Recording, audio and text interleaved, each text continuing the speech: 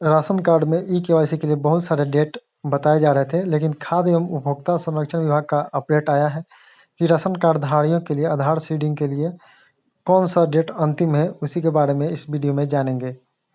राष्ट्रीय खाद्य सुरक्षा अधिनियम 2013 के तहत उपभोक्ता मामले, खाद्य एवं सार्वजनिक वितरण मंत्रालय, खाद्य एवं सार्वजनिक वितरण विभाग, भारत सरकार की अधिसूचना संख्या SO 1355 दिनांक 14/3/2024 द्वारा लक्षित जन वितरण प्रणाली के राशन कार्ड में अंकित प्रत्येक सदस्य के लिए दिनांक 30/6/2024 तक आधार संख्या की सीडिंग की गई थी। पुनः भारत सरकार की अधिसूचना संख्या SO 2236 दिनांक 11/6/2024 द्वारा राशन कार्ड में अंकित प्रत्येक सदस्य के लिए दिनांक 30/9/2024 तक आधार संख्या की अनिवार्य सीडिंग के लिए अवधि विस्तार किया गया है।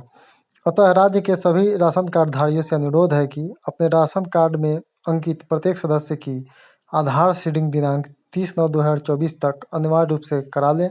इसके लिए प्रत्येक सदस्य किसी भी लक्षित जन वितरण प्रणाली विक्रेता की दुकान पर संधारित ई-पॉस यंत्र के माध्यम से निःशुल्क आधार सीडिंग करा सकते हैं, ई-केवाईसी करा सकते हैं। यदि किसी राशन कार्ड में अंकित किसी सदस्य